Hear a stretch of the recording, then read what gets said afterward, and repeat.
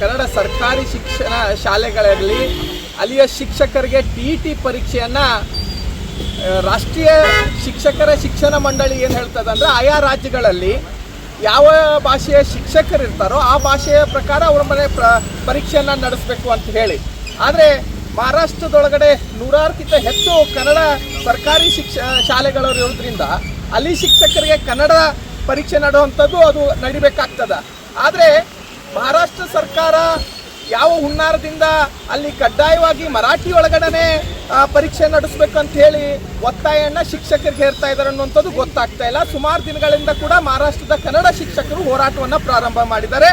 ಅವ್ರನ್ನ ಬೆಂಬಲಿಸುವ ಉದ್ದೇಶಕ್ಕಾಗಿ ನಾವು ಇವತ್ತು ಕರ್ನಾಟಕ ರಕ್ಷಣಾ ವೇದಿಕೆ ಬೆಳಗಾವಿ ಜಿಲ್ಲಾ ಘಟಕ ಮಾನ್ಯ ಪ್ರಾದೇಶಿಕ ಆಯುಕ್ತರನ್ನ ಭೇಟಿ ಮಾಡಿ ತಕ್ಷಣವೇ ವಿಶೇಷವಾದಂಥ ಒಂದು ಅಧಿಕಾರಿಗಳ ನಿಯೋಗವನ್ನು ಮಹಾರಾಷ್ಟ್ರಕ್ಕೆ ಕಳಿಸ್ಕೊಟ್ಟು ಮಹಾರಾಷ್ಟ್ರದಲ್ಲಿ ಆಗ್ತಾ ಇರುವಂಥ ಈ ಒಂದು ಹೇರಿಕೆ ಕನ್ನಡದ ಶಿಕ್ಷಕರಿಗೆ ಆಗ್ತಾ ಇರುವಂಥ ಅನ್ಯಾಯದ ಬಗ್ಗೆ ವಿಶೇಷವಾದ ವರದಿಯನ್ನು ತರ್ಕೊಂಡು ಮಾನ್ಯ ಸರ್ಕಾರ ಇದ್ರ ಬಗ್ಗೆ ಬಹಳ ಗಂಭೀರವಾಗಿ ತಗೊಳ್ಬೇಕು ಅಂತ ಹೇಳಿ ಒತ್ತಾಯನ ಮಾಡ್ತಾ ಇದೀವಿ. ಜೊತೆಗೆ ಈಗಾಗಲೇ ನಮ್ಮ ಸರ್ಕಾರದ ಮುಖ್ಯ ಕಾರ್ಯದರ್ಶಿಗಳಾಗಿರುವಂಥ ಶಾಲಿ ರಜನೀಶ್ ಮೇಡಮ್ ಅವರು ಕೂಡ ಅಲ್ಲಿಯ ರಾಜ್ಯ ಸರ್ಕಾರಕ್ಕೆ ಪತ್ರ ಬರೆಯೋದ್ರ ಮುಖ್ಯವಾಗಿ ಇದರೊಳಗೆ ಏನು ಗೊಂದಲ ಇದೆ ಅದನ್ನು ತಕ್ಷಣವೇ ನಿವಾರಣೆ ಮಾಡಬೇಕು ಅಂತ ಹೇಳಿ ಅಲ್ಲಿಯ ಸರ್ಕಾರಕ್ಕೆ ಪತ್ರವನ್ನು ಬರೆದು ಕಡ್ಡಾಯವಾಗಿ ಕನ್ನಡದೊಳಗಡೆ ಪರೀಕ್ಷೆ ನಡೆಸಬೇಕಂತ ಹೇಳಿ ಪತ್ರವನ್ನು ಕೂಡ ಬರೆದಿದ್ದಾರೆ. ಆದರೂ ಕೂಡ ಇನ್ನೂ ಅಲ್ಲಿಯ ಸರ್ಕಾರ ಅದ್ರ ಬಗ್ಗೆ ಚಕಾರೆತ್ತಾ ಇಲ್ಲ, ಅದ್ರ ಬಗ್ಗೆ ಮಾತಾಡ್ತಾ ಇಲ್ಲ.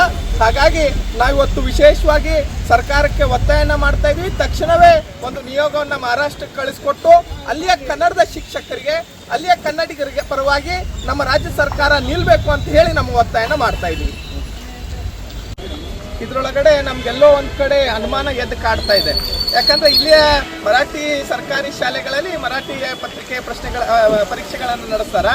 ಆದರೆ ಸರ್ಕಾರ ಮಹಾರಾಷ್ಟ್ರ ಸರ್ಕಾರ ಏನು ಹುನ್ನಾರ ನಡೆಸಿದೆ, ಏನಾದರೂ ಇಂಥದ್ದು ಮಾಡೋದ್ರ ಮುಖ್ಯವಾಗಿ ಕನ್ನಡ ಶಾಲೆಗಳನ್ನು ಏನಾದರೂ ಮುಚ್ಚುವಂಥ ಕುತಂತ್ರ ಏನಾದರೂ ನಡೆಸ್ತಾ ಇದೆ ಅನ್ನೋಂಥದ್ದು ನಮಗೆ ಅನುಮಾನ ಆಗ್ತಾ ಇದೆ.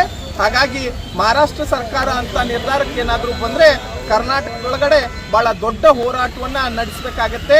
ನಾವೆಲ್ಲ ಕೂಡ ಗಡಿಭಾಗದ ಕನ್ನಡಿಗರ ಮಹಾರಾಷ್ಟ್ರದಲ್ಲಿರುವಂಥ ಎಲ್ಲ ಕನ್ನಡಿಗರ ಪರವಾಗೂ ಕೂಡ ಕರ್ನಾಟಕ ರಕ್ಷಣಾ ವೇದಿಕೆ ನಿಲ್ತದೆ ಅಂಥೇಳಿ ಈ ಸಂದರ್ಭದಲ್ಲಿ ನಾನು ಒತ್ತಾಯನ ಮಾಡ್ತಾ ಇದ್ದೀನಿ.